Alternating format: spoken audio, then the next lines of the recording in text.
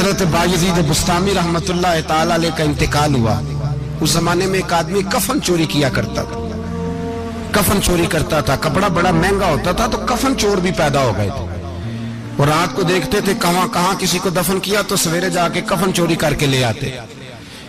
آپ کا انتقال ہوا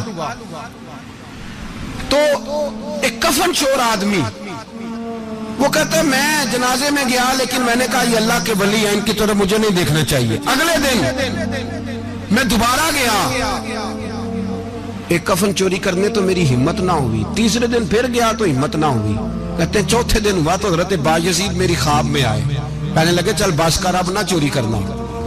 میں نے کہا حضور کیا ہوا؟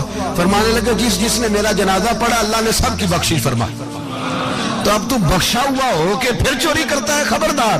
حضرت رابعہ بصریہ کا وصال ہوا، بی بی صاحبہ کا جب انتقال ہوا تو کفن چور آ گیا، تو کہتا جب میں نے قبر میں ہاتھ ڈالا نا کفن کو، ایک سمجھ لے پھٹا اتار کے کفن کو ہاتھ ڈالا تو بی بی صاحبہ بول پڑی، کہنے لگی چھوڑ دے، خبردار۔ کہتا میں کانپ گیا، سکتہ طاری ہو گیا، مردہ بول پڑا ہے۔ جو مردہ ہوتے ہیں انہیں ولیوں کی زندگی سمجھ میں نہیں آتی، مردہ بول پڑا تو حضرت رابعہ بصریہ فرمانے لگی چھوڑ دے، ایک بخشا ہوا ایک بخشی ہوئی کا کفن چوری کرے گا، بس کر چھوڑ دے۔ تو کہتے میں کام کے پیچھے گرا تو میں نے کہا اماں تو بخشی ہوئی ہے، تیرا تقوی پرہیزگاری خوف خدا زمانہ جانتا ہے، پر میں کیسے بخشا ہوں، میں تو پاپی ہوں، میں نے تو ساری زندگی گناہ کبیرہ کیا، مردوں کے کفن چوری کی، میں کیسے بخشا گیا؟ تو اماں کہنے لگی بولے کل جس نے بھی میرا جنازہ پڑھا ہے رب کریم نے سب کی بخشش فرما دی، بخشے گئے سارے جنازے میں آنے والے۔ اللہ اپنے بندوں کو یہ شان عطا فرماتا ہے۔ میرے حضرت قبلہ عالم دوستو، دیانتداری سے کہتا ہوں مسجد میں بیٹھا ہوں اس وقت، اگر وہ والی سیرت جو کتابوں میں ہم ولیوں کی پڑھتے ہیں وہ اگر کسی شخص میں پائی جاتی ہے تو وہ میرے شیخ میں پائی جاتی ہے، میرے حضرت میں۔ ابھی آپ جب آئے لوگ کہتے ہیں آپ کی آخری ملاقات کب ہوئی، تو میں کہتا ہوں آخری ہوئی نہیں، کبھی نہ کبھی ہوگی۔ یہ کیسے ہو سکتا ہے؟ مالی دا کم پانی دینا، پھل پکے ہون یا کچے، پیر مریداں دے سر تے رہندا ہے، وہ جھوٹے ہون یا سچے۔ ہماری تو ملاقات آخری کی، ہم تو جنت میں بھی کٹھے رہیں گے، ان کے قدموں میں رہیں گے، اور ہم اللہ سے دعا مانگتے ہیں جنت میرے کس کاری جتھے یار نظر نہ آوے، او دوزخ میں لکھ بہشتاں جتھے سونا آوے جاوے، تو وہاں بھی کٹھے ہوں گے۔ میں ابھی آخری دفعہ جب گیا تو یہ عزیزم ابرار بھی میرے ساتھ تھے، اجازت ہی 2 لوگوں کو ملی وہاں تک جانے کی، آپ کراچی تشریف فرما تھے، تو میرے ساتھ تھے۔ 2 گھنٹے ہم بیٹھے رہے، بے خبر ہو جو غلاموں سے وہ آقا کیا، 6 7 8 گھنٹے انتظار کرنا پڑا، شکن بھی نہیں آیا۔ نکاح جی کہتے ہیں اسے بٹھاؤ، تو بندہ کسی جگہ کا اپنے آپ کو کتا بھی کہے تو کتے تو بیچارے ساری دیہڑی باہر بھی نوکری کر جاتے ہیں، یہ بھی نہیں کہتے میں نے اندر آنا ہے، وہ تو کبھی کہتے ہی نہیں۔ انہوں نے کبھی کہا ہے بندہ سگ بھی کہلائے اور پھر وہ ڈیوٹی بھی اور طرح کی کرے، نوابوں جیسی ڈیوٹی کرنا اور بات درویشی اور غلامی کی کرنا، یہ کیسے؟ 2 باتیں تو نہیں ہوتی، بات تو ایک ہوتی ہے۔ جڑیاں خسماں دی وچ عذاب وسن بھاگ جاگ جاندے ہو نہ گولیاں نے۔ کئی گھنٹے انتظار کیا تو کئی لوگ آئے، حضرت کب آئیں گے؟ چلے گئے، کئی آئے تو وہاں ایک مولانا بوڑھے بیٹھے تھے، مولانا اسرائیل ان کا نام تھا، تو مجھے کہنے لگے مولانا آپ نے نہیں جانا؟ میں نے کہا جی ہم نے کہاں جانا ہے، ہم تو یہاں رہنے کے لیے آئے ہیں۔ جب ان کی 1-2 شخص نے تھوڑی سی میرے اوپر تنقید کی نظر بھی ڈالی کہ یہ کب سے آیا ہے، تو کچھ ہوتا تو ملاقات نہ ہوتی، اور ہم ہیں بھی نہیں، ہم کچھ بھی نہیں، ہمارا تو 4تھے درجے کے نوکروں میں نام آ جائے تو بڑی بات ہے۔ 4تھے درجے کے نوکروں کو بھی کس میں ہوتی ہے نا، ایک سیکٹری ہوتا ہے، ایک چوکیدار ہوتا ہے، ان کے پاس بھی چابیاں وابیاں ہوتی ہیں، ایک بار والا ہوتا ہے، ایک 4تھے 5ویں درجے کا نوکر ہوتا ہے جس کو کبھی کبھی بتایا جاتا ہے چل گاڑی دھو دے، چل تو آ جا۔ ہم تو 4تھے درجے کے نوکر بننے کو بھی بھائی بڑے تیار ہیں اور ایمانداری سے تیار ہیں، وہ رکھ لے بس مہربانی۔ تو حضرت بیٹھے رہے، دیر ہو گئی، تھک جاتا ہوں، تھک گیا، बात आगे निकल गई।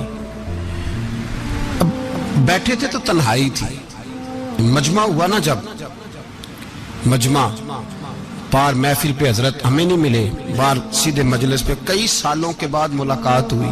चिर होया मैनू तरले लेंदे, कदी मोड़ मेरे वल वागा, ख्वाब मेरी एक बार जे आवे, मैं सारी उम्र ना जागा। देर हो गई, मैं बड़ा तरसा हुआ बैठा था, कई घंटे बीत गए, बैठे रहे। मर्जी है ना जी, यही रस बोले तो ओदी मेहरबानी। तो देर के बाद जब वहां पहुंचे ना, स्टेज पे सामने हजरत के पास, हजरत स्टेज पे आ गए तो मेरी तबीयत है कि मैं जब अपने शेख के पास बैठता था तो सबसे पीछे बैठने की कोशिश करता था, इसलिए कि बढ़ बढ़ के आगे होना कमाल नहीं, को पकड़ के आगे करे तो फिर भी थोड़ी सी नौकरी कबूल होने की बात समझो। पीछे बैठ गए हम लोग, मैं भी और अबरार भी, हम पीछे बैठ गए। अब वहां उलमा और मशाइख का ढेर लगा हुआ था। हजरत की नजर बज़ाहिर खासी कमजोर है, लेकिन जब बैठे तो ये मेरे साथ मौजूद थे, आप गवाही ले सकते हैं। हजरत ने फौरन नकीबे महफिल से कहा कि वो पीछे बैठा, उसे तो आगे बुलाओ। तो मैं जब उठा ना तो आप यकीन करें मेरा दिल करता था फाड़ डालूं कपड़े और मैं यहाँ लोगों को बताऊं कि बेखबर हो जो गुलामों से, वाक़ा क्या है। हम लोग आगे गए और जब मैं स्टेज पे उनके कदमों में बैठा तो मुझे कहने लगे बच्चे को भी बुलाओ जिसको साथ लाए हो। और जब मैं बैठा तो ईमानदारी की बात है, मैंने सलाम ली कान में, मैंने कहा हुजूर तबीयत कैसी है? फरमाने लगे तू जब से आया है मुझे तब से पता है तू बैठा है, तू जब से आया है मुझे तब से पता है, अब कल वापस चले जाना और जाके वहां दीन की नौकरी करना, तू जब से आया है मुझे तब से। मुझे फरमाने लगे कि तू जब से आया है ना मुझे तब से पता है, जाओ नौकरी करो। और एक जुमला कभी नहीं भूलता, फरमाने लगे मैं तो तुम्हारे साथ ही होता हूँ। बस बात खत्म हो गई, मामलात हल हो गए। बातें बड़ी हैं, जो करूं तो क्या करूं, कहो तो राज़े हयात कह दूं, हकीकत कायनात कह दूं, वो बात कह दूं जो पत्थरों के दिलों को भी पाश पाश कर दे। मुझे एक शख्स कहने लगा हर स्टेज पे छाए हुए नजर आते हो। मैंने कहा क्या करूं, सबसे पीछे बैठा होता हूं, सबसे पीछे, लेकिन वक़्त का गौस उठा के जिसको स्टेज पे बिठाए उसे पीछे कौन बिठा सकता है। हम वो गिड़ियां गुड्डियां अब पे उड़ियां। हमने उनकी जिंदगी में रानाई देखी है, गरीब परवरी देखी है। मैं इतना बड़ा नजराना नहीं कभी उनको दे सका। मैं किसान का बेटा हूँ, मैं तो अभी 9th क्लास में था, मेरे अब्बा जी पर्दा कर गए थे। मैंने बड़ी गुर्बत में वक्त गुजारा है, लेकिन मुझे उनके अरब और खरब पति मुरीद हैं। खरब वहाँ लोग करोड़ों रुपया लेके लाइनों में खड़े होते हैं। मैं गरीब बाप का बेटा और मुस्तार जिंदगी, लेकिन मैंने उन्हें इज्जत देते देखा है। मैंने देखा है वो करीब बुलाने वाले, वो प्यार करने वाले। मैंने उनकी गरीब, लोग कहते हैं मेरा पीर गरीब नवाज है, और कसम अल्लाह की मेरा पीर गरीब नवाज है। मैंने गरीब नवाजी देखी है, मैंने वो रंग देखा है, मैंने वो जलवा देखा है। उनके नरगसी होंठ जब कभी कभी मेरे पेशानी का बोसा लेते तो मुझे यूं लगता कि अल्लाह ने जितनी खुशबू दुनिया में रखी थी मेरे शेख ने सारी मेरे वजूद के अंदर उड़ेल दी। बरेली से जब मेरी वापसी थी और मैं पलट रहा था तो मैं मुलाकात करने गया। मेरी तबीयत में ये रानाई थी कि खुदा खैर करे, अब मैं पलट रहा हूँ।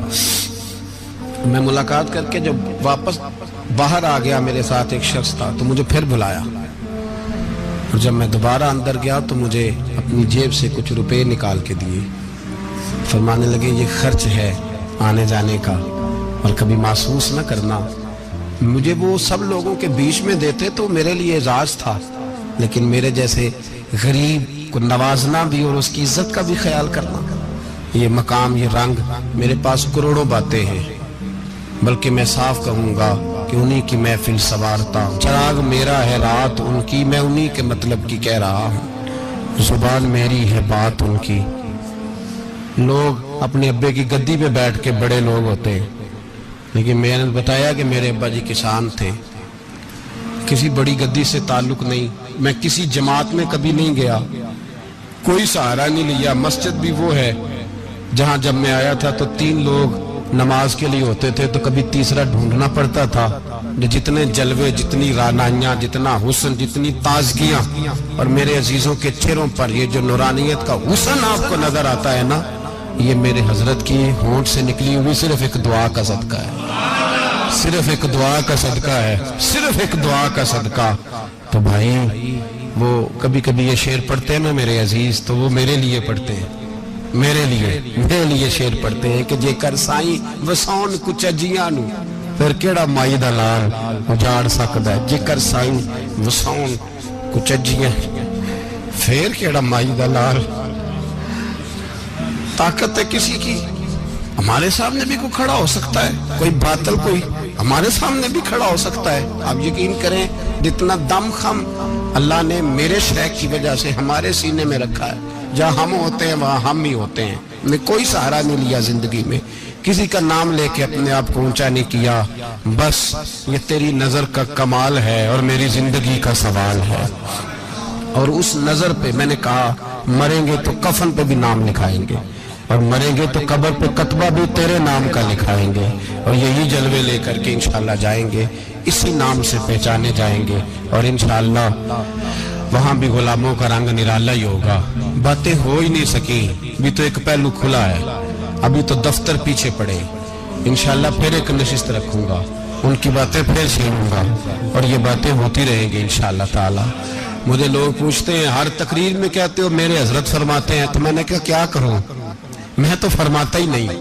آپ یقین کریں تیاری کوئی کرتا ہوں، جمعہ میں تقریر کوئی اور ہو جاتی ہے، وہاں کچھ اور، کتابیں کچھ اور دیکھ کے آتا ہوں، یہاں کچھ اور ہو جاتی ہے، پھر سمجھ آتی ہے کہ تو بولنے والا ہے ہی نہیں، کوئی اور ہے جو تجھے سبق پڑھاتا ہے، جو تجھے کہتا ہے اس طرح کر کے بات کر، اس طرح کر کے۔ ایک شخص مجھے ناروے سے رات فون کر رہا تھا، کہنے لگا حضرت صاحب آپ کی باتیں میرے سیدھے دل میں لگتی ہیں، اور یہاں بیٹھ کے صحیح ہو گیا ہوں، فیس بک پہ سن کے وجہ کیا ہے؟ میں کہتا مینوں بھی نہیں نہ پتا، مجھے پتا ہو تو میں بتانا دوں، یہ مجھے نہیں پتا بھائی، مجھے کیا خبر کہاں یہ مسجد جو کہاں دنیا سے بھی دور ہے، اور کہاں ناروے، اور کہاں لندن، اور کہاں سارا زمانہ، اور کہاں یہ دنیا، ہمیں نہیں پتا۔ بس اتنی بات ہے کہ مالی دا کم پانی دینا، پھل کچے ہون یا پکے، تو پیر مریداں دے سر تے ہی رہندا ہے، جھوٹے ہون یا سچے، یہ پکی بات ہے، یہ کنفرم بات ہے۔ اور مجھے تو کبھی کبھی لگتا ہے وہ صرف میرا ہی خیال نہیں رکھتے، جو مجھ فقیر سے جو وابستہ ہیں ان کا بھی بڑا خیال رکھتے ہیں۔ کئی دفعہ مجھے اپنے کئی عقیدت مندوں اور مریدوں کے پیچھے ان کے جلوے نظر آتے ہیں، مجھے ایسے لگتا ہے جیسے چھا گئی ہے ان پر میرے حضرت کی نورانیت، مجھے رنگ نظر آتا ہے اپنے درویشوں میں ان کے حسن کا۔ بس دعا کریں تا ابد آستانہ یار رہے، وہ آسرا ہے غریبوں کا۔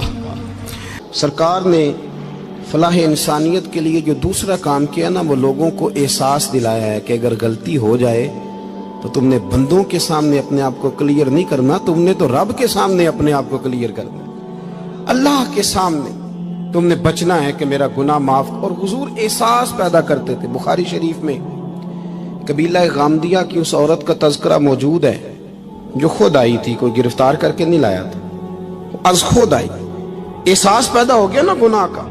یہاں بہت ساری غلطیاں کر کے بھی لوگ جب اپنی بات کرتے ہیں تو کہتے ہیں کبھی یاد تو نہیں کسی کے ساتھ زیادتی کی ہو، یاد تو نہیں کبھی کسی کا، بھئی آپ نے اتنے بڑے ولی ہونے کا دعویٰ کر دیا۔ انسان تو انسان رہتا ہے، بڑے بڑے لوگ کہہ گئے کہ یا اللہ اگر انجانے میں بھی بھول گئے ہیں تو ہم سے درگزر فرما، لیکن جب ہم تیار ہی نہیں ماننے کو۔ حضرت انس بن مالک کہتے ہیں وہ خاتون آئی، کوئی پکڑ کے نہیں لایا، کسی 14 دنوں کے ریمانڈ پہ نہیں اسے منوایا گیا، اسے وہ خود بخود آئی، اور کریم محبوب علیہ السلام کے سامنے جب وہ کھڑی ہوئی تو اتنے درد سے میں نے کم لوگ روتے دیکھے ہیں جس درد سے وہ روئی۔ عرض کرنے لگی حضور میں غلطی کر بیٹھی ہوں، مجھ سے زنا ہو گیا، مجھے پاک کر دے۔ تو محبوب کریم علیہ السلام نے فرمایا تو کیسے ثابت کرے گی تو نے گناہ کیا؟ یعنی مجرم کو ثابت کرنا پڑ رہا ہے کہ میں گناہ گار۔ یہ وہ کمال ہے کہ انسانوں کو احساس ہونے لگے کہ یہاں ہم غلط ہیں، جب اعتراف جرم ہوتا ہے، جب بیماری کی تشخیص ہوتی ہے تو پھر اس کا علاج بھی ہو جاتا ہے۔ حضرت انس بن مالک کہتے ہیں وہ عرض کرنے لگی حضور میرے پیٹ میں ناجائز بچہ ہے۔ حضور نے فرمایا جا، جب بچہ پیدا ہو تو پھر آنا۔ وہ 8 ماہ کے بعد آئی تو اس کی گود میں پھول سا بچہ تھا۔ حضور نے فرمایا واپس جا، جب روٹی کھانے لگ جائے تو پھر آنا۔ وہ 2 سال 2.25 سال دودھ پلاتی رہی، پھر جب آئی تو بچے کے ہاتھ میں روٹی کا ٹکڑا تھا۔ کریم محبوب صلی اللہ تعالی علیہ وسلم سے آ کے جب اس نے بات کی تو وہ درد سے روئی، کہنے لگی یا رسول اللہ 3 سال ہونے کو ہیں، میں نے گناہ کیا ہے، میں ساری رات سو نہیں پاتی۔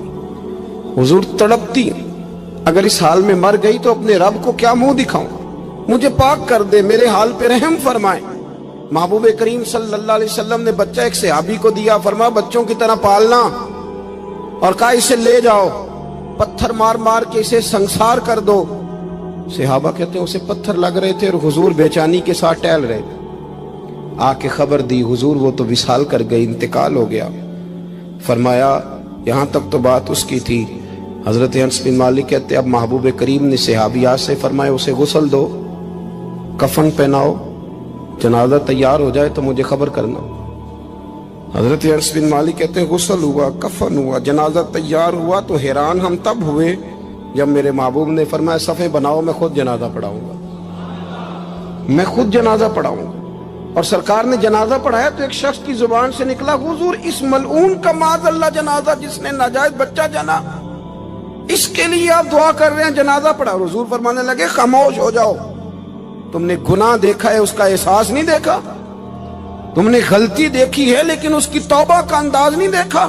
اور صاحب کنز العمال نے یہ لفظ نقل کیے ہیں کہ کریم محبوب فرمانے لگے اس نے تو ایسی شاندار توبہ کی ہے کہ اگر میں اپنی ساری امت میں بانٹ دوں تو اللہ سب کی مغفرت فرما دے گا۔ احساس جب پیدا ہو جاتا ہے نا اپنے دل کے اندر کہ یہاں میں غلط ہوں، ان العبد اذا اعترف ثم تاب تاب اللہ علیہ او کما قال نبی صلی اللہ علیہ وسلم، رواہ مشکات۔ حضور نے فرمایا جب کوئی بندہ کہتا ہے نا اللہ میں بھول گیا تھا، اور پھر وہ توبہ کرتا ہے تو رب اس کی توبہ کو فوراً ہی قبول فرما لیتا ہے۔ پہلی بات یہ کہ عقائد کو مضبوط رکھیں، مضبوط عقائد۔ اور یہ جو آج کل ایک اور ماحول چل رہا ہے، کوئی تھوڑا ادھر کوئی تھوڑا ادھر، عقائد وہی درست ہیں جن کی تشریح شیخ عبداللہ محدث دہلوی نے فرمائی، عقائد وہی درست ہیں جن کی بابت حضرت مجدد الفسانی لکھ گئے، اور ان سب کو اگر کھلا کر کے بیان کیا تو امام احمد رضا فاضل بریلوی نے بیان کیا۔ انہی بزرگوں کی باتوں کو کھول کر ہمارے سامنے رکھا۔ مضبوط عقائد کی زندگی گزاریں۔ اور دوسری بات، اگر کبھی کوئی غلطی ہو جائے پھر اس کا احساس پیدا کریں، پھر اس سے توبہ کریں۔ تیسری بات جو فلاح انسانیت کے لیے بڑی ضروری ہے وہ یہ ہے کہ تھوڑا احساس پیدا کریں دوسروں کا۔ میری زندگی میری ذات سے شروع ہوتی ہے، میری ذات سے، میرے سے ہنس کے بولو، میری بات مانو، میرے پیچھے چلو، میرے آرام میں خلل نہ آئے، میری طبیعت کے مطابق۔ بھئی آپ کی طبیعت کے مطابق چلیں تو پھر تو آپ بہت بڑے خود غرض ہوئے کہ آپ نے صرف اپنے لیے سوچا۔ محبوب کریم کا کمال یہ تھا کہ حضور نہ دوسروں کا بڑا احساس فرماتے تھے۔ آپ بخاری مسلم کی وہ حدیث پڑھیں تو حیران ہو جائیں کہ سرکار فرماتے ہیں میں جب نماز کی نیت باندھتا ہوں تو میرا دل کرتا ہے میں لمبی نماز پڑھاؤں، جب میرا کسی کام کرنے کو دل کرے تو پھر میں ساری دنیا کو چلنی پڑے تو میں کر جاتا ہوں، لیکن حضور فرمانے لگے کہ میرا دل کرتا ہے میں لمبی نماز پڑھاؤں، لیکن پھر میرا خیال آتا ہے کہ پیچھے بوڑھے بھی ہیں، بیمار بھی ہیں، بچے بھی ہیں۔ یا رسول اللہ نماز اللہ کی اور خیال بندوں کا؟ فرمایا میں بوڑھوں، بیماروں اور بچوں کا خیال کرتے ہوئے اللہ کی نماز کو مختصر کر دیتا ہوں۔ احساس جب طبیعت ہمارے ہاں نا تیزی کے ساتھ احساس ختم ہوا ہے، تیزی کے ساتھ ہم نے اتنی نفی شروع کی ہمارے تو اہل تصوف میں، اللہ ماشاءاللہ اب تربیت کا طریقہ یہ ہے کہ صرف میں ہوں، میرے سوا کوئی بھی نہیں۔ صحابہ کرام علیہم رضوان کی عادت تھی کہ جب کسی سے ملاقات کرتے تو السلام علیکم کے بعد سورہ عصر کی تلاوت کیا کرتے تھے۔ اس کا مقصد ایک دوسرے کو سبق یاد کرانا ہوتا تھا، نئے سرے سے عزم نو کرنا ہوتا تھا۔ اس سورت کے مضامین ایک دوسرے کو یاد کرانا مقصد تھا۔ سورہ بڑی معروف ہے اور قرآن مجید کی جو الفاظ کے لحاظ سے مختصر صورتیں ہیں ان میں سے ایک ہے۔ اللہ تبارک و تعالی نے قسم اٹھا کے کہا والعصر، محبوب مجھے تیرے پاکیزہ زمانے کی قسم ہو، محبوب تیرے خوبصورت وقار والے، خلوص والے، پاکیزہ بھائی چارے والے تیرے زمانے کی مجھے قسم ہو۔ ان الانسان لفی خسر، بے شک انسان نقصان میں ہے۔ مطلق فرما دی، تاکید لگا کے، ان الانسان لفی خسر، بے شک انسان نقصان میں ہے۔ یا اللہ سارے، فرمایا الا الذین، سوائے ان لوگوں کے، کون؟ جن میں چار خوبیاں پائی جائیں۔ الا الذین آمنوا، ایک تو وہ ایمان لائیں، وعملوا الصالحات، اور پھر نیک اعمال کریں۔ ایمان لائیں، نیک اعمال کریں، اور پھر چپ نہ کر جائیں۔ وتواصوا بالحق، پھر حق بات کا اعلان کریں۔ ایمان لائیں، عمل صالح کریں، تیسرا کام کیا کرنا ہے؟ چلیں سارے بولیں گے تو اعلان بھی ہوگا نا، ایسے تھوڑی ہوگا کہ ایک دو آدمی اعلان کرے تو دنیا جاگ جائے۔ حق بات کا اعلان کرنا ہے۔ ایمان لانے کے بعد، عمل صالح کرنے کے بعد تیسرا حکم کیا ہے؟ آپس میں حق بات کی تلقین کرو، اور حق بات کی تم تلقین کرو اور پھر تمہیں کوئی کہے کچھ نہ، پھر تم پہ ظلم نہ ہو، پھر تمہیں ستایا نہ جائے، یہ کیسے ہو سکتا ہے؟ پھر تم بڑے پاک صاحبزادے، پیرزادے، علامہ صاحب، سیاستدان، بیوروکریٹ بن کے بڑی ایک طرف ہو کے آرام سے زندگی گزارو سارے، تم یہ کیسے ہو سکتا ہے؟ وتواصوا بالحق، جب تم حق بات کی نصیحت کرو گے پھر تکلیف آئے گی۔ پھر کیا کرنا ہے؟ وتواصوا بالصبر، پھر ایک دوسرے کو صبر کی نصیحت بھی کرنی ہے۔ وتواصوا بالحق، ایمان لانے کے بعد، عمل صالح کرنے کے بعد تیسرا کام کیا کرنا ہے؟ ایک دوسرے کو حق بات کی نصیحت کریں، اور پھر رستے میں تکلیف آئے گی، آزمائش آئے گی، پھر کیا کریں؟ وتواصوا بالصبر، پھر صبر کی تلقین بھی کریں۔ یہ قرآن مجید نے 4 شرطیں لگائیں، فرمایا جس بندے میں یہ 4 خوبیاں پائی جائیں گی اسے اللہ کامیابی عطا فرمائے گا۔ مسلمان کی سوچ کے خلاف ہے یہ بات، یہ قرآن کی فکر کے خلاف ہے کہ اپنی فکر کرو۔ برما کے لیے، کشمیر کے لیے، فلسطین کے لیے بات نہ کرو، اپنی فکر کرو۔ یہ قرآن کی سوچ کے خلاف ہے، یہ قرآن کے پیغام کے خلاف ہے۔ اس لیے کہ اگر صرف اپنی بات ہوتی تو آمنو اور عاملوا الصالحات پہ بات ختم ہو گئی ہوتی، پھر بات آگے نہ چلتی۔ جب کہا گیا وتواصوا بالحق، حق بات کی تلقین کرنی ہے۔ اگر بات صرف اپنی ذات کی ہوتی تو ٹھیک ہو گیا تھا، نماز پڑھی، روزہ رکھا، حج کیا، ختم ہو گئی۔ لیکن میرے نبی پاک صلی اللہ تعالی علیہ وسلم نے ارشاد فرمایا، ایک بستی میں 2 3 4 نیک لوگ رہتے تھے۔ میرے پیارے کریم رسول فرماتے ہیں 3 4 بڑے پرہیزگار، متقی، صاف ستھرے صوفی صاحب، درویش صاحب، علامہ صاحب، بڑے جو کہتے تھے بالکل جی میں کوئی بات نہیں کرتا، کسی بادشاہ کو نہیں چھیڑتا، میں تو بس لوگوں کو اللہ اللہ بتاتا ہوں، میرا کوئی تعلق نہیں، کوئی مرے کوئی جیے، بڑے نیک، صاف ستھرے، پرہیزگار۔ باقی ساری بستی گناہ کرتی تھی۔ نبی پاک علیہ السلام فرماتے ہیں رب کریم نے کچھ عرصے تک مہلت دی، پھر مشیت خداوندی، اللہ کا قانون حرکت میں آیا تو کہا جبریل ساری بستی تباہ کر دو، تباہ کر دو۔ اللہ مہلت دیتا ہے، مہلت دیتا ہے۔ ہم لوگ سمجھتے ہیں نہیں ہماری سیاسی چالیں صحیح چل رہی ہیں، اللہ مہلت دیتا ہے۔ رب کریم نے فرمایا جبریل انہیں تباہ کر دو، تو حضرت جبریل امین علیہ السلام نے عرض کی مولا وہاں تو تیرے 3 4 بڑے نیک بندے بھی رہتے ہیں، بڑے پرہیزگار، سچ بولنے والے، دیانتداری والے، حاجی صاحب، نمازی صاحب، صوفی صاحب، پیر صاحب، بڑے خوبصورت، ان کا کیا کریں؟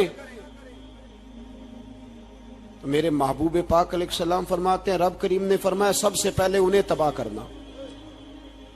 سب سے پہلے انہیں سب سے پہلے، اور الٹ دو بستی، پہلے ان کا نمبر لگاؤ۔ یا اللہ ان کی کیا غلطی ہے؟ تو غلطی سن لیں، غلطی یہ ہے کہ انہوں نے 2 صفتیں پیدا کی ہیں، اگلی 2 پیدا کیوں نہیں کی؟ الا الذین آمنوا وعملوا الصالحات پہ روک کیوں گئے؟ آگے کیوں نہیں بڑھے؟ اللہ کریم نے فرمایا جبریل دیکھو نا، میری نافرمانی ہوتی رہی اور ان کے چہرے پر کبھی شکن تک نہیں آیا، لوگ میرا قانون توڑتے رہے، انہیں کبھی برا ہی نہیں لگا، گناہ دیکھ کر کبھی خیال ہی نہیں آیا بدلنے کا۔ میرے بھائی امت مسلمہ اپنے لیے تو آئی نہیں دنیا میں، نبی پاک کی اس لیے تھوڑے آئے تھے کہ پیسے کمائیں، دنیا داری کریں، جھوٹ سچ ماریں اور رخصت ہو جائیں، بچے پیدا کریں۔ یہ کام تو ہندو سکھ بدھ مت سارے کر رہے ہیں، تو فقط اس کام کے لیے تھوڑی آیا ہے۔ کنتم خیر امت اخرجت للناس، اللہ فرماتے ہیں میرے محبوب کے غلاموں تم بہترین امت ہو، میں نے تمہیں امتوں کے بھلے کے لیے پیدا فرمایا ہے، تمہیں لوگوں کی امامت کے لیے دنیا میں بھیجا ہے۔ اے نوجوان مسلم، کبھی یہ تدبر بھی کیا تو نے؟ وہ کون سا گردو ہے جس کا ہے تو ایک ٹوٹا ہوا تارا؟ تو نے کبھی سوچا ہے تو کیا ہے؟ پتہ ہے تجھے؟ روزی کماؤ، روٹی کماؤ، اور اب تو بہت سارے لوگ جھوٹ کی دنیا میں زندہ ہیں، جھوٹ بولتے ہیں اپنے آپ کے ساتھ، دائیں بائیں فراڈ کر رہے ہیں اپنی ذات کے ساتھ، خول بنا لیا اس میں بند ہو گئے، باہر ہی نہیں نکل۔ اپنے ملک کی سوچو، اپنی بات کرو۔ علامہ اقبال نے پتہ کیا کہا تھا؟ اقبال نے، یہ سنو، جو لوگ کہتے ہیں پہلے پاکستان، برما کے مسلمان بعد میں کشمیر کے مسلمان پہلے سنو اقبال کیا کہتے ہیں۔ اقبال کہنے لگے ان تازہ خداؤں میں بڑا سب سے وطن ہے، ان تازہ خداؤں میں بڑا کون؟ وطن کی محبت ایمان کا حصہ، اس میں شک نہیں، لیکن اگر اسلام سے پہلے وطن آ گیا تو اقبال کہتے ہیں ان تازہ خداؤں میں بڑا سب سے وطن ہے، اور جو پیرہن اس کا ہے وہ مذہب کا کفن ہے۔ فرماتے ہیں جو وطن اوڑھ لیتا ہے اس نے اپنے مذہب کو دفن کر دیا۔ سب سے پہلے پاکستان نہیں، سب سے پہلے رسول اللہ کا دین ہے، سب سے پہلے قرآن ہے، سب سے پہلے نبی پاک کا فرمان ہے، سب سے پہلے امت مسلمہ ہے۔ ان تازہ خداؤں میں بڑا سب سے وطن ہے، جو پیرہن اس کا ہے وہ مذہب کا کفن ہے۔ اور اقبال کہنے لگے قوم مذہب سے ہے، مذہب جو نہیں تم بھی نہیں۔ قوم مذہب سے ہے، مذہب جو نہیں، کوئی نہیں سمجھ آ رہی آپ کو میری بات؟ قوم کس سے ہے؟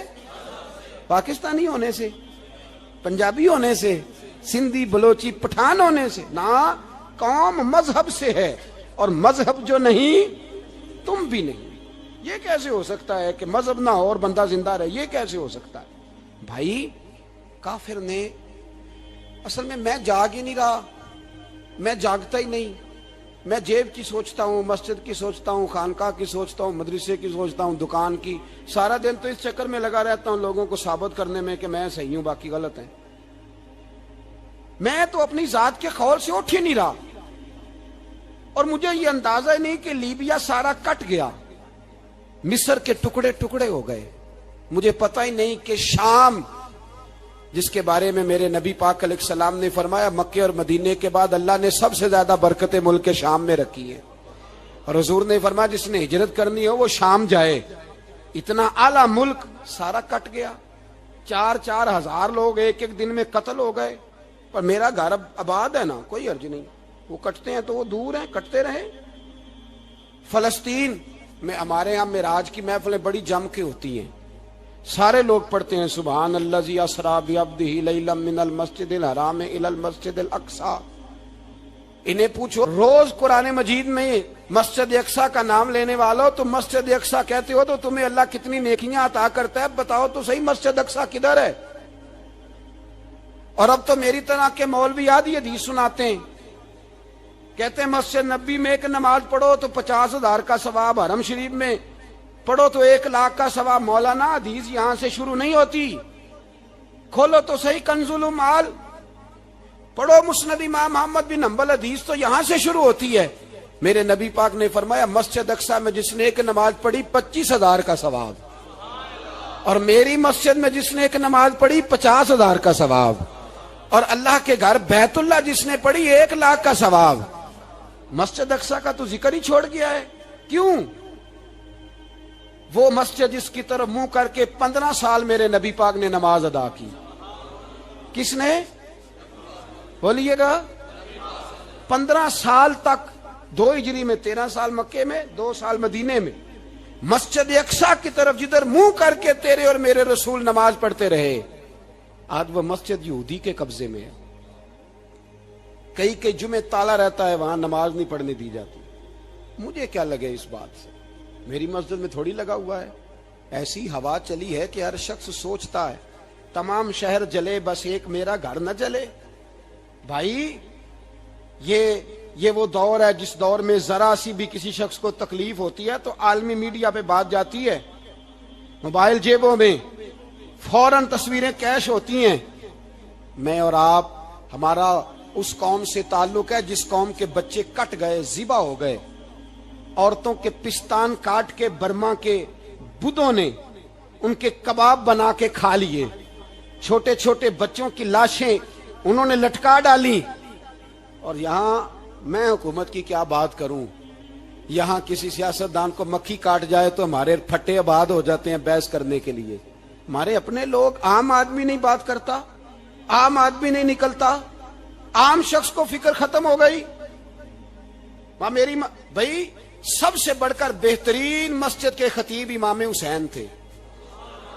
مسجد نبوی سے بڑی بھی کوئی مسجد ہوگی جس ممبر پر رسول پاک بیٹھ کے خطبہ دیا کرتے تھے؟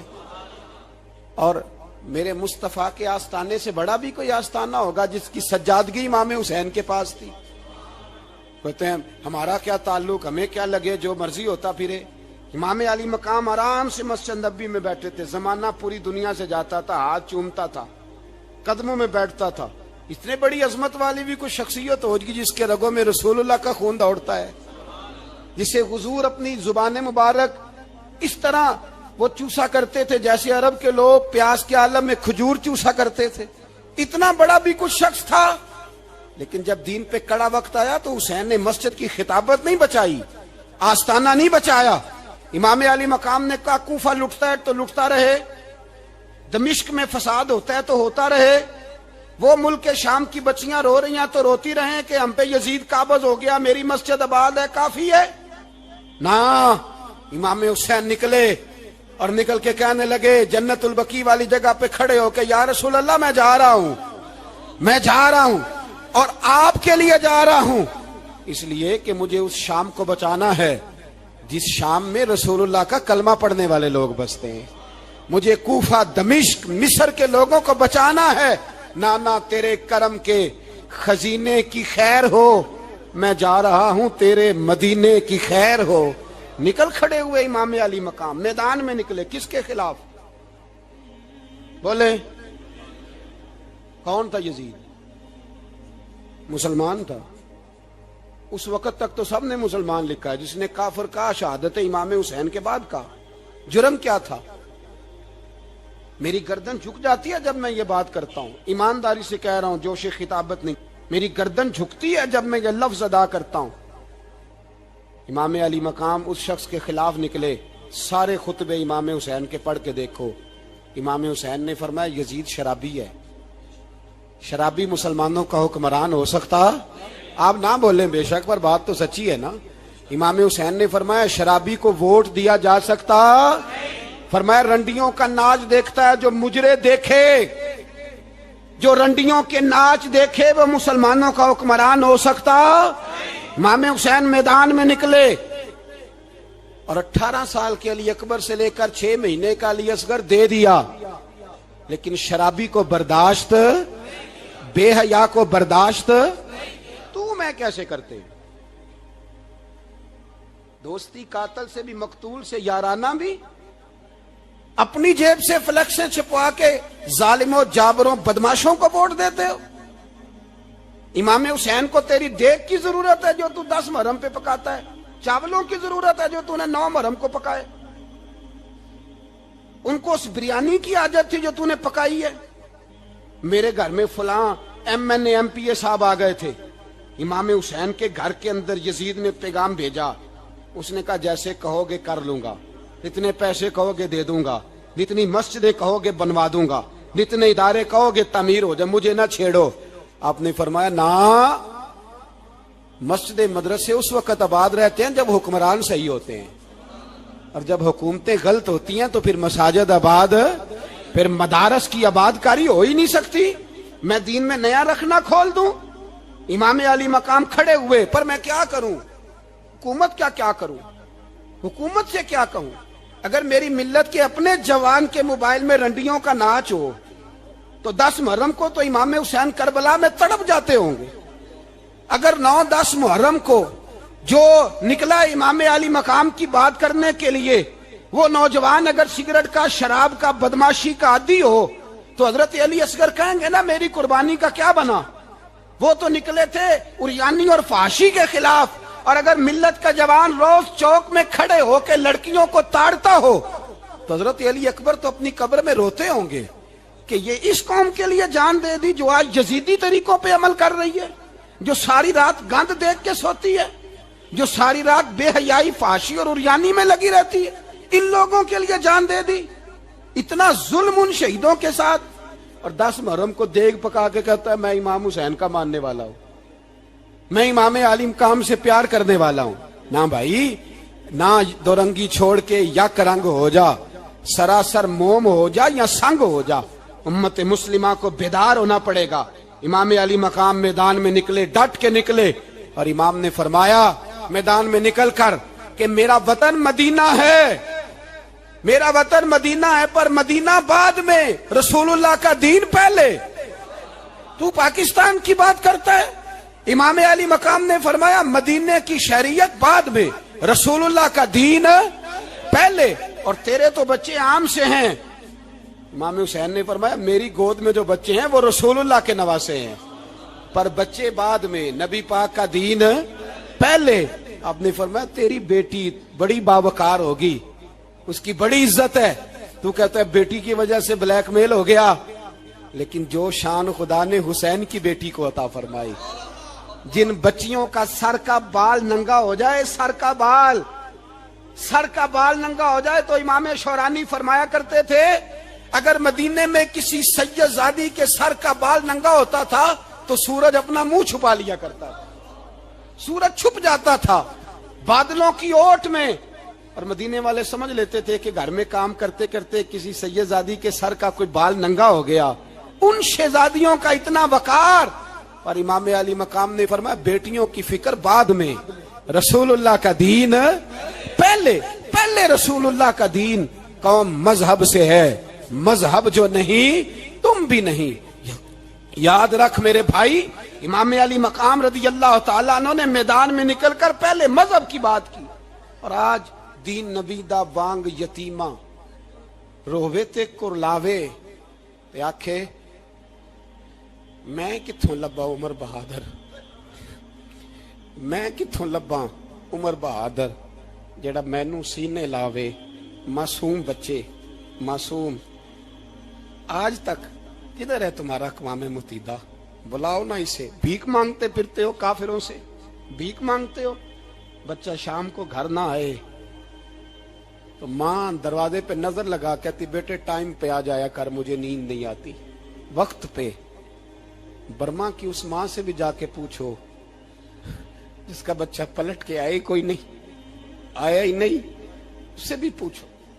بچے نے آدھی رات کو روٹی مانگ لی تو فالج زدہ ماں, اس کو فالج تھا, وہ رینگتی ہوئی اٹھی اور اس نے اپنے لال کو روٹی پکا کے دی. باپ کہتا رہا چل چھوڑ, سو جا بیٹے تیری اماں. اس نے کہا نہیں مجھے نیند نہیں آتی, بیٹا بھوکا ہے. اس ماں سے بھی کبھی پوچھ, اس ماں سے جو بنگلہ دیش کے خیمے میں بیٹھی ہے تو بی بی سی لندن کا رپورٹر کہتا ہے کہ تیری خواہش کیا ہے؟ کہتی کوئی بھی نہیں, چلو 2 دن کے بعد ہی صحیح میرے بیٹے کو ایک روٹی دے جایا کرو, اے روٹی مانگتا ہے مجھ سے, میں کدھر سے لاؤں؟ یہ لوارث قوم ہے. میں حکمران سے جا کے بات کروں جب میرا اپنا نمازی مسلمان کہتا ہے پہلے پاکستان کے بچے تو پال لو. میرے بھائی تجھے خبر ہی نہیں, یہ تو جانا تو کبھی گنبد خضرا پہ تو میرے مصطفیٰ نے فرمایا من ازا مسلم فقد ازانی، فرمایا جب میرا مسلمان تکلیف میں ہوتا ہے تو میں گنبد میں تکلیف میں ہوتا ہوں، مجھے درد ہوتا ہے، مجھے اذیت ہوتی ہے۔ پوچھ جا کے محبوب پاک سے، میرے عزیز کسی کو غم ہی نہیں ان لوگوں کا، کسی کو پرواہ ہی نہیں، کچھ سوچتا ہی نہیں ان کے بارے میں۔ میں اپنے گھر میں مست ہوں، آپ اپنے گھر میں مست ہیں۔ میرے رسول اللہ کی امت لٹ گئی ساری، جگہ جگہ تباہی، ایک انچ دھرتی پر زمین ایسی نہیں جو کافر کی ہو اور خون بہتا ہو۔ ایک ریمنڈ ڈیوس امریکی کتا یہاں بند تھا مسلمانوں کے قتل میں، انہیں اپنی قوم کی اتنی فکر تھی وہ راتوں رات چھڑا کے لے گئے، لیکن میری اور تیری بہن عافیہ صدیقیہ سالوں سے بند ہے۔ تڑپ کے پوچھا ہے مسلمانوں نے کہ اس کی غلطی تو بتاؤ، اس کا قصور نہیں پر وہ بند ہے، کوئی نہیں بات کرنے والا، کوئی نہیں۔ مسجد جانے جمعہ تو پڑھانا ہے، اس میں غرض نہیں درد ہے کہ نہیں کہ اس میں تو اتنا پتہ ہے 1 گھنٹے تقریر ہے کرنی ہے۔ پیر صاحب صبح سے شام تک تعویذ لکھتے، سیاستدان صبح سے شام تک جنازہ بھی تب پڑتا ہے کہ مجھے ووٹ ملیں گے۔ تاجر کہتا ہے بس دکان چلنی چاہیے، مر جائے میری طرف سے ساری دنیا، بس کرو، اس خول سے باہر نکلو۔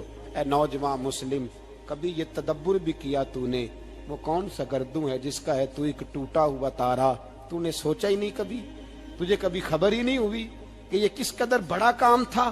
میرے رسول پاک صلی اللہ علیہ وسلم کے غلاموں جاگو۔ میں دعائی دیتا پھرتا ہوں، میں کہتا ہوں جٹ بن کے بڑا جی لیا، بٹ رائی انصاری بن کے بڑا جیا، بس کر دو، بس کر دو۔ اب مسلمان بن کے جینا سیکھو، اب اپنی پہچان رسول اللہ کی غلامی بناؤ۔ اب کہو پہلے دین باقی ہر چیز بعد میں، بس کرو، بہت ہو چکا ہمارے ساتھ، اب تھوڑا جاگو۔ میں بہت ساری باتیں دل میں لے کے آیا تھا جو آپ سے کرنی تھی، پر یہ لفظ ہیں کہ ٹوٹتے ہی جا رہے ہیں، بات ہے کہ سمت کا تعین ہی نہیں ہو پا رہا۔ میرے بھائی میں تو کبھی کبھی سوچتا ہوں لگتا ہے رب بھی ناراض ہو گیا ہے اور ہمیں منانے کا طریقہ بھی بھول گیا ہے۔ نہ ہماری مسجدوں میں تہجد پڑھی جاتی ہے، نہ کسی کو نماز توبہ یاد رہی، نہ کوئی استسقاء والا ہے، کوئی نہیں۔ جو پیر صاحب کے پاس جا کے بیٹھتا ہے تھپکی دیتے ہیں، کہتے ہیں جا تیرا کام ہو جائے گا موج کر، کبھی نہیں کو کہتا توبہ بھی کر، استغفار بھی پڑھ، یہ داڑھی پوری کر، دین رسول اللہ کا اس کی طرف تو توجہ کر۔ کوئی تبلیغ ہی نہیں کرتا، سارے پھوکا پھاکی پہ لگ گئے ہیں، کوئی خیال ہی نہیں آ رہا کسی شخص کو کہ ہماری تباہیوں کا سبب کیا ہے۔ کہ علاقہ تک قبرص فتح ہوا، تمام لوگ نعرے لگا رہے ہیں، حضرت ابو ذر غفاری کونے میں بیٹھ کے رونے لگ گئے۔ مسلمانوں کو فتح ملی، سب لوگ نعرے لگا رہے ہیں، خوشی ہو رہی ہے کہ علاقہ فتح ہو گیا۔ حضرت ابو ذر غفاری رونے لگے اور تڑپ کے روئے۔ لوگوں نے کہا ابو ذر کیوں روتے ہو؟ آپ فرمانے لگے یہ لوگ برسوں سے قابض تھے اس شہر پر، یہ جن لوگوں سے آج ہم نے لیا ہے یہ برسوں سے، دل کے کانوں سے کھل سننے والی بات ہے، فرمانے لگے یہ برسوں سے قابض تھے، انہوں نے اللہ کی نافرمانی کی ہے تو آج علاقہ ان کے ہاتھوں سے نکل گیا ہے۔ میں رو اس لیے رہا ہوں کہ خدایا کہیں ہم سے بھی نافرمانی نہ ہو اور یہ ہمارے ہاتھوں سے بھی نہ نکل جائے۔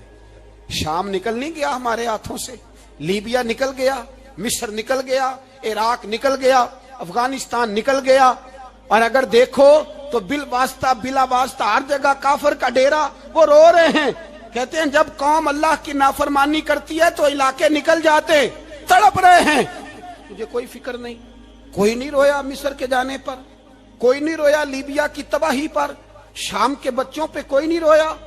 ہم لوگ یہاں عید مناتے رہے، عید پر لوگ نئے کپڑے لیتے رہے اور برما کے مسلمانوں کو کفن تک نصیب نہ ہوا، کوئی نہیں تڑپا ان لوگوں پر، کسی کو خیال نہیں آیا۔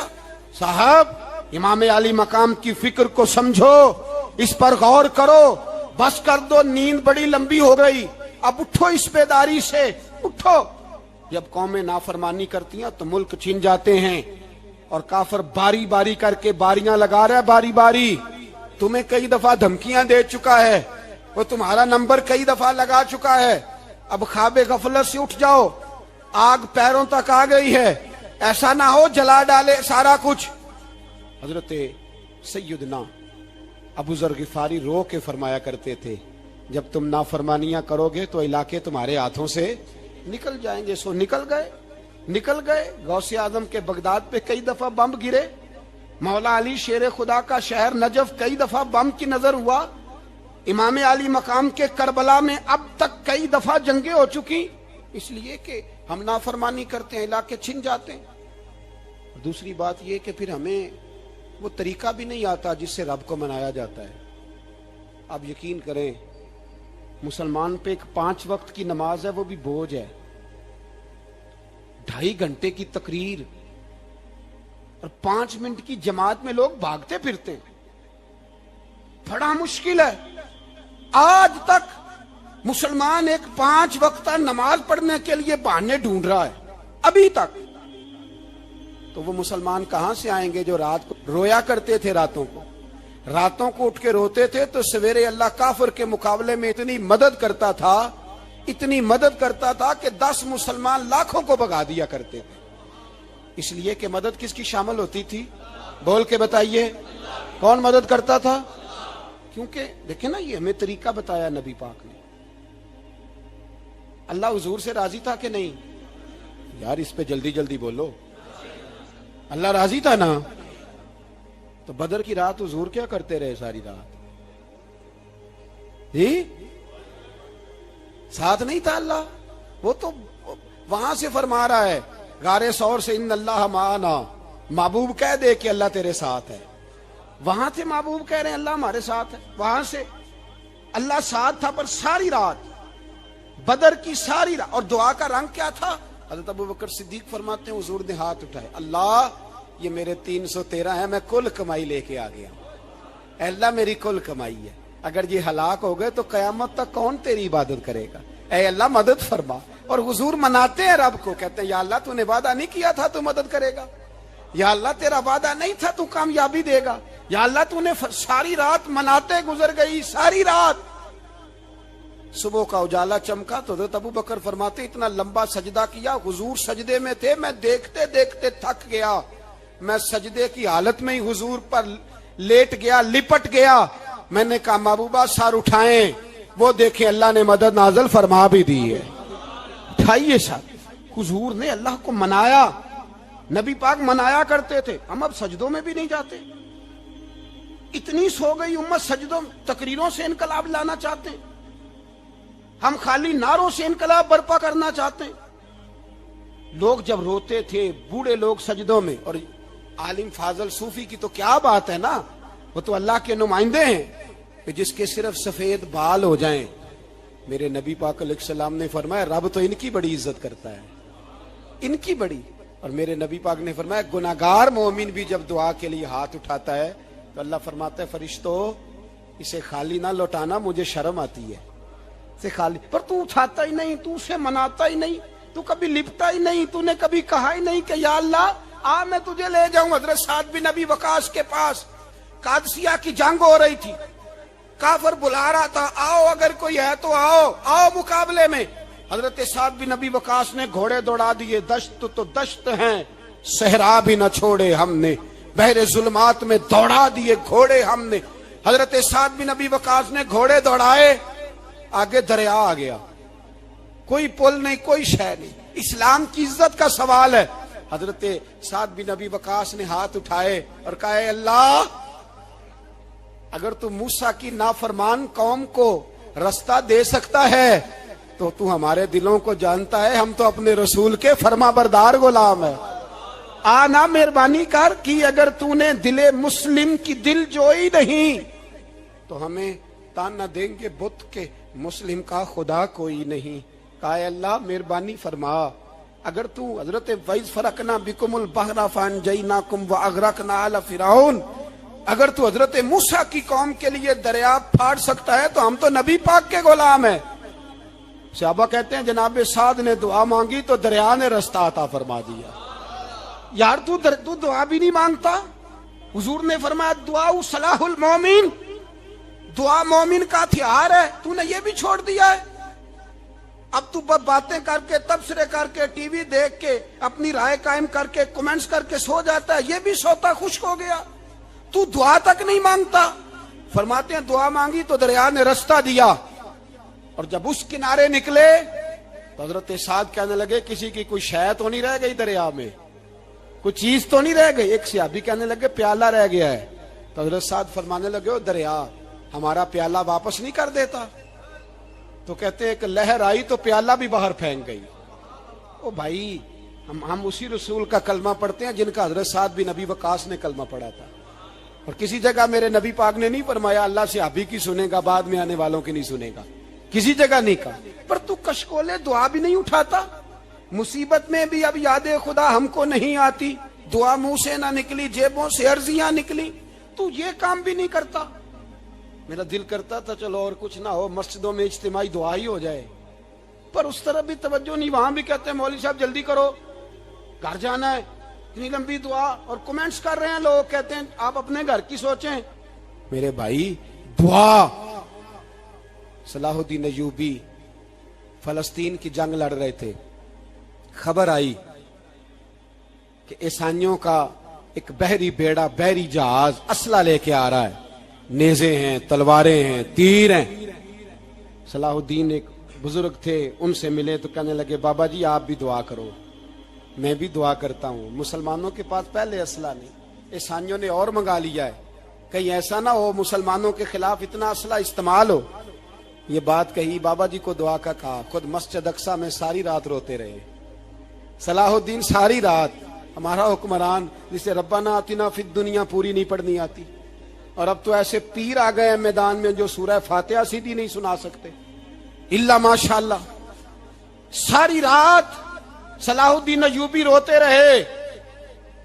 وہ بزرگ کہتے ہیں میں بھی کونے میں تھا, پر جس درد سے اس نے دعا مانگی میں نہیں مانگ سکا.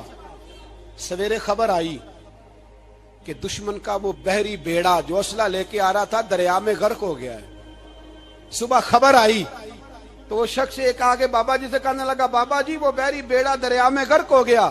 تو بابا جی رو پڑے, کہنے لگے دریا میں غرق نہیں ہوا, صلاح الدین ایوبی کی آنسوؤں میں غرق ہو گیا ہے. اس کے آنسوؤں میں غرق ہو گیا ہے, اس نے رب سے دعا ہی ایسی مانگی, اس کے آنسوؤں میں. تو دعا بھی نہیں مانگتا میرے بھائی مسلمانوں کے لیے, تو دعا بھی نہیں مانگتا. امام حسین میدان کربلا میں تھے, ایک راوی کہتا ہے 3 دن پانی بند رہا ہے, روٹی بند رہی ہے, پر قرآن پاک کی تلاوت 1 منٹ کے لیے بھی بند نہیں ہوئی, دعا اور التجا 1 منٹ کے لیے بھی بند. حسین کے خیمے سے یہ آواز بار بار آتی رہی, یا اللہ استقامت بھی دے اور صبر بھی عطا فرما. دعا کا رستہ بند, تلاوت بند نہیں ہوئی, اللہ کی بارگاہ میں سجدے بند نہیں ہوئے, تو چھوڑ گیا ہے. تو دعا تک نہیں مانگتا. دعا تو انقلاب برپا کر دیتی ہے, دعا تو حالات بدل دیتی ہے, دعا تو تبدیلی لے آتی ہے. کوئی بیٹھا ہوا مجھے دور دعا دیتا ہے, بس دعا دیتا, فقط دعا دیتا ہے. کوئی بیٹھا ہوا مجھے دور دعا دیتا ہے, میں ڈوبتا ہوں پر سمندر اچھال دیتا ہے. وہ بھائی تو دعا بھی چھوڑ گیا.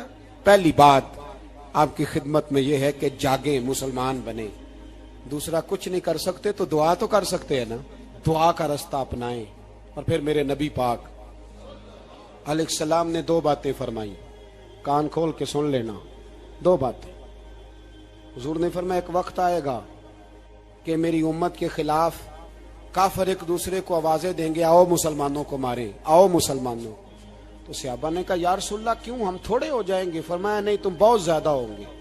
56 اسلامی ملک ہیں دنیا میں, کتنے بول کے بتانا ہے. اتنا سا برما ہے, کسی غیر مسلم کا کتا مر جائے تو یہ چیخ پڑتے ہیں, اور یہاں کہتی ہے اقوام متحدہ کہ جی وہ ہمیں داخل نہیں ہونے دے رہے. تو بند کرو پھر سلامتی کونسل, تحلیل کر دو, اقوام متحدہ ختم کرو. اگر تمہاری کو سنتا نہیں تو بنائی کیا ہے, صرف مسلمانوں کو پریشرائز کرنے کے لیے. اور ہمارے مسلمان بھیک مانگتے پھرتے ہیں, کہتا ہے کہا ہے ہم نے اقوام متحدہ سے. اب تم اپنے لیے کافر سے بھیک مانگو گے, کافر سے بھیک مانگو گے. میرے عزیز نبی پاک علیہ الصلوۃ والسلام نے فرمایا کافر ایک دوسرے کو بلائیں گے مسلمانوں کو مارے. یا رسول اللہ ہم تھوڑے ہوں گے. فرمایا بہت زیادہ ہوں گے. تو حضور کیا ہوگا؟ فرمایا تمہیں وہن ہو جائے گا. یا رسول اللہ وہ کیا ہے؟ فرمایا دنیا سے پیار ہو جائے گا, مرنے کو دل نہیں کرے گا. دنیا سے اور مرنے کو. اس وقت سمجھ لینا کافر تم پہ حاوی ہے, میں اپنا اندازہ کروں، آپ اپنا کریں، مجھے دولت سے کتنا پیار ہے اور آپ کو کتنا پیار ہے۔ جھانک کے سنیں یہ لفظ رسول پاک کے صلی اللہ علیہ، حضور نے فرمایا جب تجھے دنیا سے پیار ہو جائے، دولت سے پیار ہو جائے، اقتدار سے پیار ہو جائے، اور جب تجھے موت بری لگنے لگے، تیرا مرنے کو دل نہ کرے، پھر کافر تیرے اوپر چڑھ آئے گا۔ آج دولت ہی تو رہ گئی ہے، باقی بچا کیا ہے؟ میں اکثر کہتا ہوں شادیاں نہیں ہوتی، تجارتیں ہوتی ہیں۔ لڑکی والے کہتے ہیں کہ لڑکا زیور کتنا ڈالے گا، لڑکے والے کہتے ہیں لڑکی جہیز کتنا لائے گی۔ تجارت، ہر جگہ دولت، ہر جگہ پیسہ، ہر جگہ سرمایہ۔ جہاں جس معاشرے میں تلاوت بکے، نعت بکے، تقریر بکے، اس سے زیادہ اور تباہی کا معاملہ کیا ہوگا؟ میرے عزیز، میرے رسول پاک علیہ الصلوۃ والسلام کے صحابہ کے قریب دنیا داری آ سکی نہیں آئی۔ حضرت ابو بکر صدیق نے پانی مانگا تو لوگوں نے دودھ دیا، فرمایا پیچھے کرو۔ ابو بکر نے نعمتیں چھوڑ دیے۔ اب ابو بکر وہ والا کام کرتا ہے جو رسول پاک نے کیا ہے۔ فرمایا نہ دودھ شاید پیش نہ کرو، جو مانگتا ہوں بس وہ دو۔ حضرت ابو بکر صدیق نے بڑے مالدار تھے۔ حضرت عمر فاروق رضی اللہ تعالیٰ عنہ کے پاس صحابہ کرام جمع ہو کے آئے، کون سا ایسا شخص ہے جس کی تنخواہ میں اضافہ ہو جائے؟ تو لوگ کہتے ہیں نہیں مجھے نہیں چاہیے، پر ہم نے وہ لوگ دیکھے ہیں۔ حاجی صادق صاحب کو مسجد والوں نے کہا 1000 روپیہ تنخواہ بڑھانی ہے، تو حاجی صاحب کہنے لگے میرا بڑا سونا گزارا ہوتا ہے، مینوں نہیں بڑے نے۔ حضرت سیدنا عمر فاروق رضی اللہ عنہ صحابہ اکٹھے ہو کے گئے، کہنے لگے عمر حضور کے زمانے میں بظاہر غربت رہی، جناب صدیق اکبر کے زمانے میں غربت، اب تو بڑی ریل پیل ہے، بحرین سے لاکھوں کا مال آتا ہے، آپ کو بڑے بڑے سفیر ملنے آتے ہیں، پر آپ وہی پرانا کرتا اور وہی تامت جو کئی جگہ سے سی آپ نے کئی جگہ سے پھٹی۔ اور حضرت عمر ایک دن عید کی نماز پڑھانے گئے تھے تو ننگے پیر ہی چلے گئے۔ لوگوں نے کہا جوتا، فرمایا ٹوٹ گیا تھا یار، پہننے کے قابل نہیں تھا۔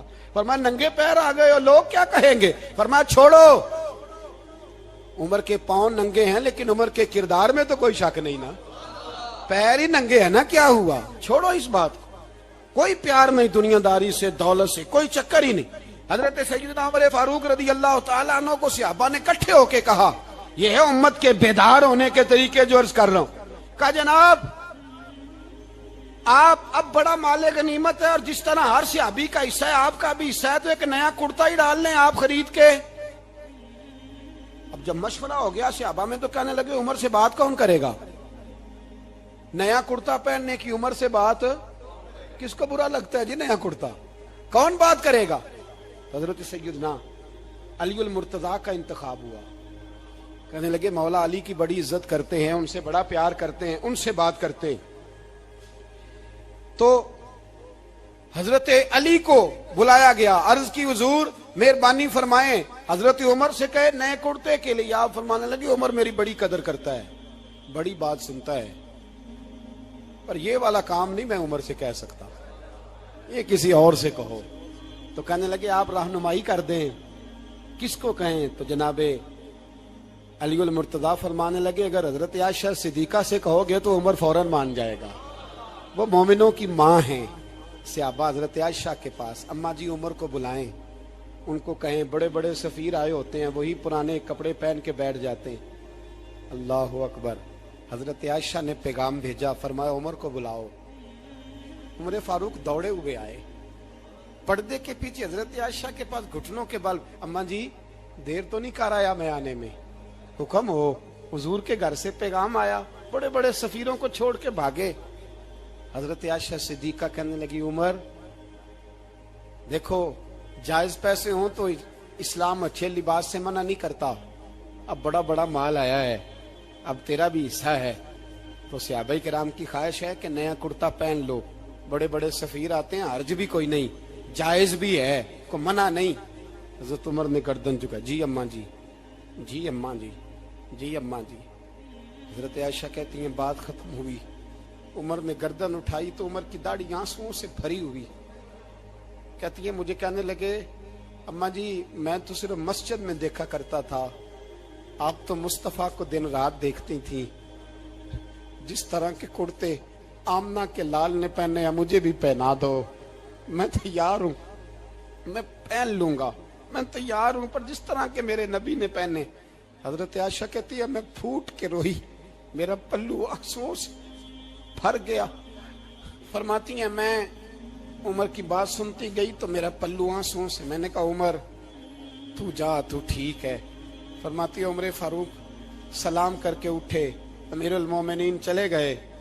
اس کونے میں صحابہ چھپے ہوئے تھے, وہ آئے. کہا اماں جی کیا بات ہوئی؟ تو میں پھر رو پڑی.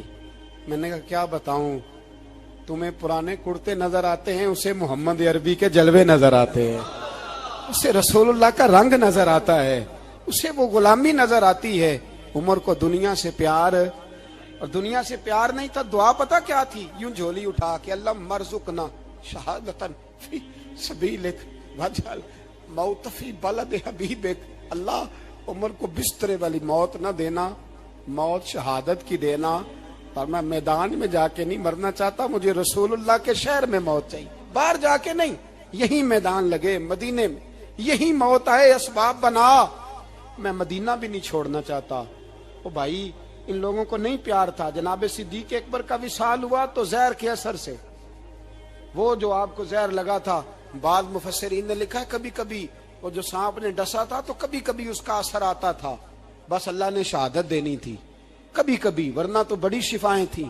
حضرت عمر شہید, حضرت عثمان, جناب علی, امام حسن, امام حسین, علی اکبر, علی اصغر, حضرت عباس, حضرت سعد بن معاذ, حضرت امیر حمزہ, مصعب بن عمیر. میرے محبوب نے تو لسٹ بنائی شہیدوں کی, لسٹ بنائی شہیدوں کی. شہادت سے پیار کیا رسول اللہ صلی اللہ علیہ وسلم کے غلاموں نے, پیار کیا شہادت سے. اسی لیے تو کافر اٹھ نہیں سکا کہ شہادت سے حضرت سعد بن معاذ رضی اللہ تعالیٰ عنہ کو زخم لگ گیا, جنگ سے زندہ آ گئے لیکن زخم ہے, رو کے کہنے لگے محبوبہ سارے شہید ہو گئے, میں ایسے ہی رہ گیا. حضور نے فرمایا نہیں, رب تجھے بھی شہادت کی موت ہی عطا فرمائے گا. اسی زخم میں پردہ ہو گیا. میرے بھائی حضرت عمر بن جموح رضی اللہ تعالیٰ عنہ 4 بیٹے لے کے احد کے میدان میں آئے. کہا محبوبہ میرے 4 ہی تھے, میں سارے لے آیا ہوں, سارے ہی قبول ہیں؟ فرمایا ٹھیک ہے. پھر خود بھی زرہ پہن لی. ایک ٹانگ سے لنگڑے تھے, ٹانگ چھوٹی تھی. حضور نے فرمایا تو نے کیوں لباس پہن لیا ہے؟ کہا حضور میں نے بھی تو جہاد پہ جانا ہے نا. حضور نے فرمایا تیرے 4 بیٹے جو جا رہے ہیں. تو کہا یا رسول اللہ کیا لنگڑے جنت میں نہیں جا سکتے؟ حضور لنگڑے اللہ کو قبول نہیں, میں نہیں جا سکتا. تو میرے نبی پاک صلی اللہ علیہ وسلم نے فرمایا نہیں, جنت تو تیرا انتظار کر رہی ہے. کہا حضور پھر میں بھی جاؤں گا, بچے جائیں گے تو میں بھی جاؤں گا. ایک بی بی احد کے دن 3 سال کا بچہ لے کے گھر سے نکلی. بیبیوں کو کہتی ہے میرا خامد بھی بدر میں شہید ہوا, بھائی بھی اور باپ بھی. آج حضور نے پھر بلایا ہے, دل کرتا تھا کوئی جوان بیٹا ہوتا تو میں پیش کرتی, پر اب میرے پاس یہ 3 سال کا ہی ہے. بچہ لیا مدینے میں مسجد نبوی میں. حضرت بلال سے کہنے لگی 2 منٹ حضور کا دیدار چاہیے. نبی پاک آئے, کیسے آئی ہو؟ کہنے لگی محبوبہ میں شہید کی بیٹی, شہید کی بہن, شہید کی بیوہ ہوں. میرے پاس اب جوان تو کوئی نہیں, یہ 3 سال کا ہی ہے. حضور نے مسکرا کے فرمایا یہ کرے گا کیا کرے گا؟ کہنے لگی حضور سنا ہے اسلحہ تھوڑا ہے, ڈھال کی ضرورت ہے. لوہے کی ڈھال ہوتی تھی, جب تلوار آتی تھی تو آگے کی جاتی تھی. کہا محبوبہ میرا شہید کی اماں بننے کو بڑا دل کرتا ہے, یہ میرا 3 سال کا لے جاؤ, جب تیر آپ کی طرف آیا تو میرا بیٹا آگے کر دینا, یہ ڈھال کا کام تو دے گا نا. ہنستے ہوئے محبوب کی آنکھوں میں آنسو آئے.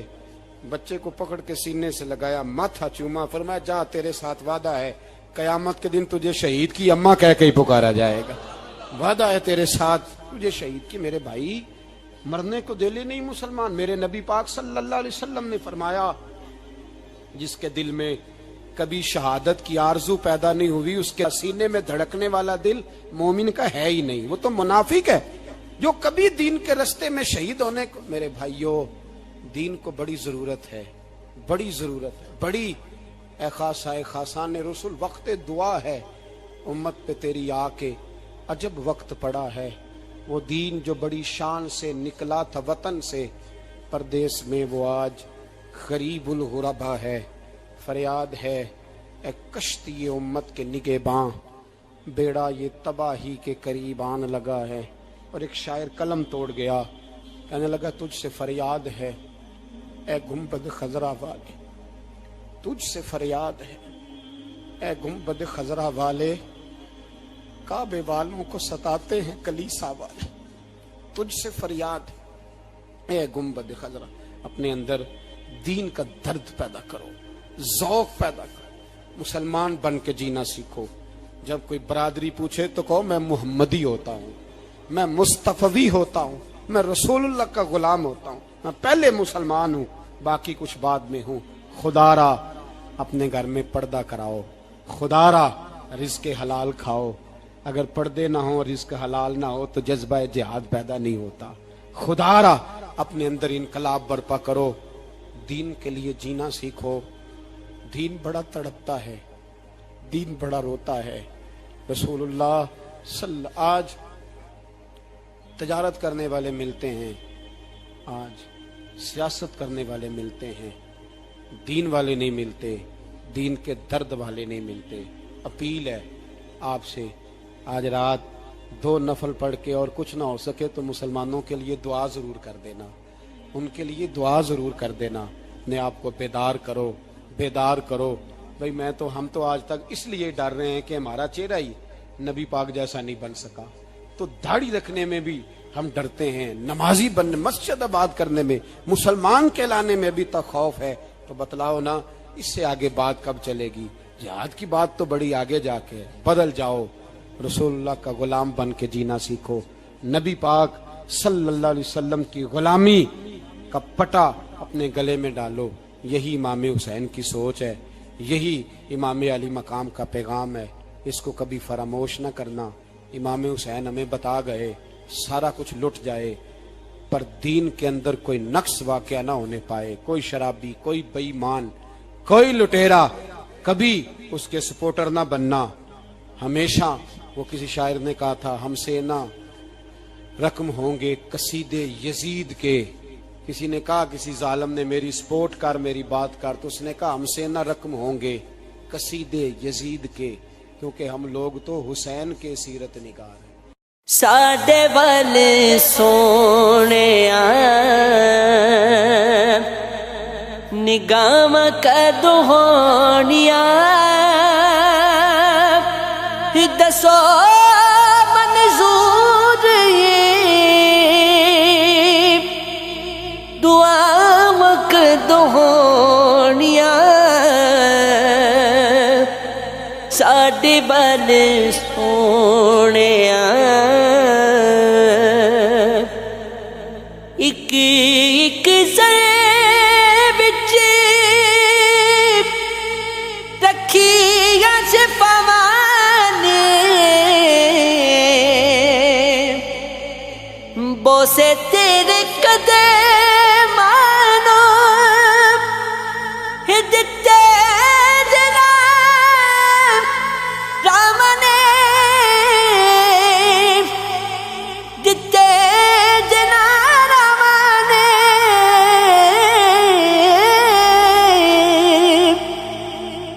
साडे नसीबा विच और आम कदों